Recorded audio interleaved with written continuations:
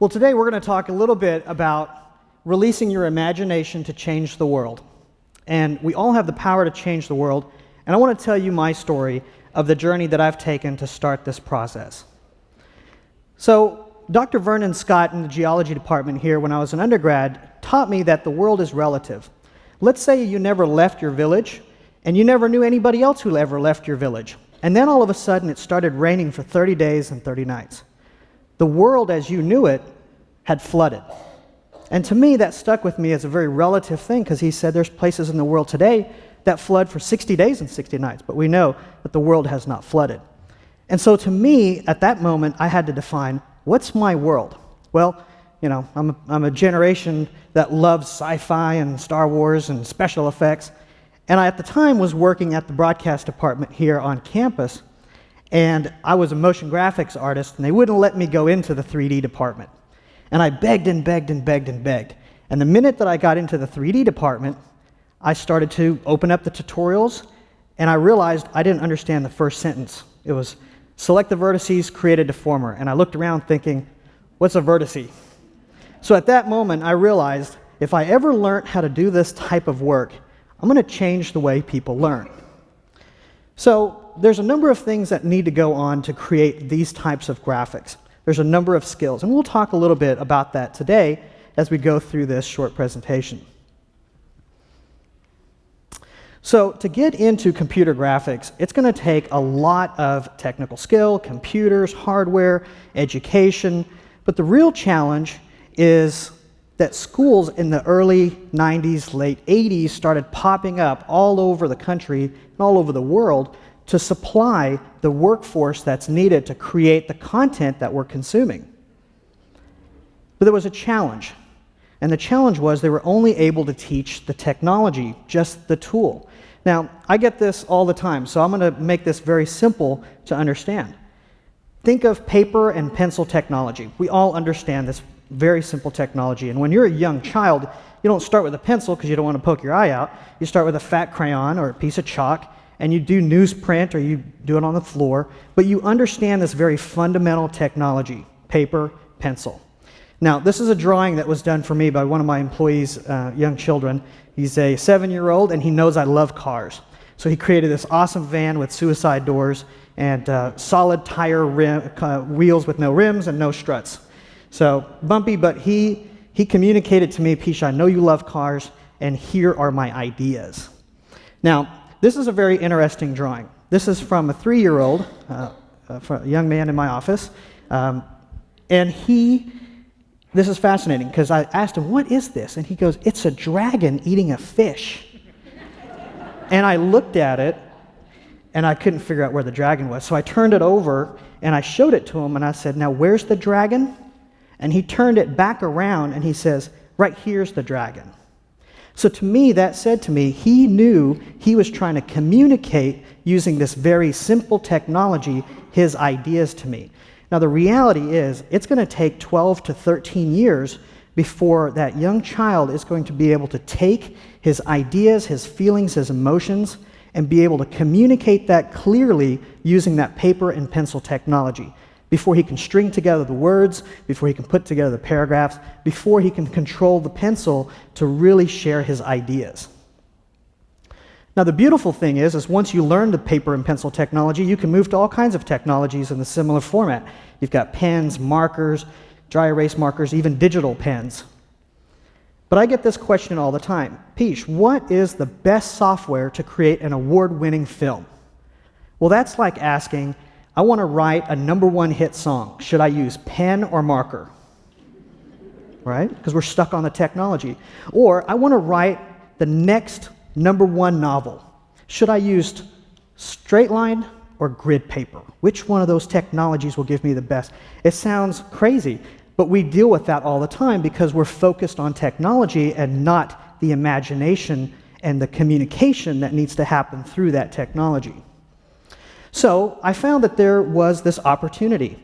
The current maze to get into visual effects and computer graphics is a very long, strenuous process of getting a job, apprenticing, and moving through the ranks. So one of the things we had to figure out how to do was, how do I leapfrog the timeline to speak to visual learners faster than the traditional method.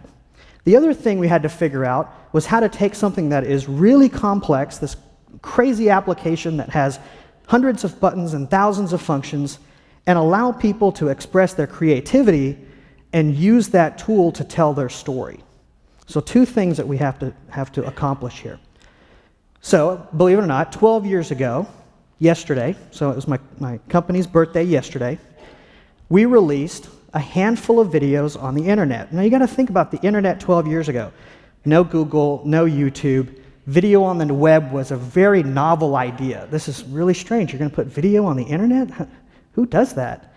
And so we put them out there at 9:30 in the morning, and at 5 in the afternoon, we had our first email. And that email shot across the pond from Israel.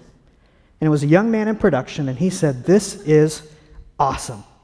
I have learned more in this 45-minute session than I have all semester long. I want more of this." That sounds pretty cool. I guess we can make more. So we went to bed, and in the morning, it was amazing. I woke up to over 100 emails from Asia Pacific with people going, "Wow, what is this stuff? You're able to teach me this in a visual medium that I can understand." And I think we were onto something. So at that moment, I realized, I think we're going to be able to change the world.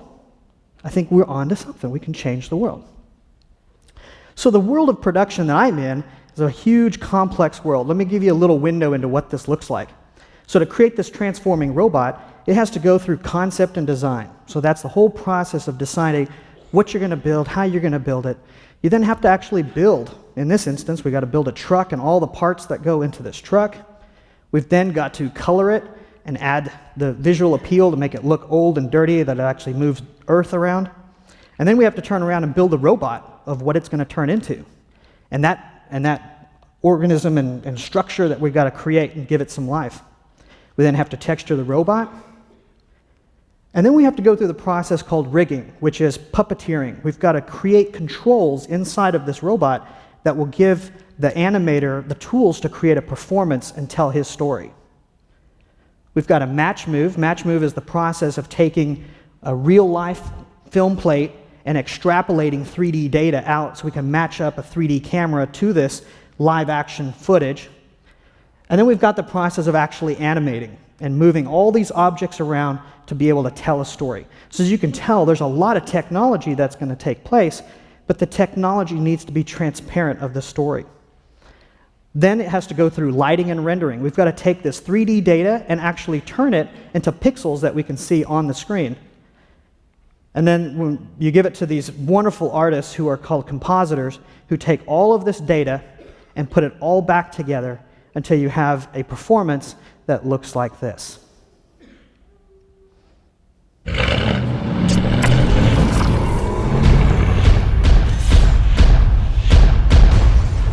That was a 3-month project for us that we did.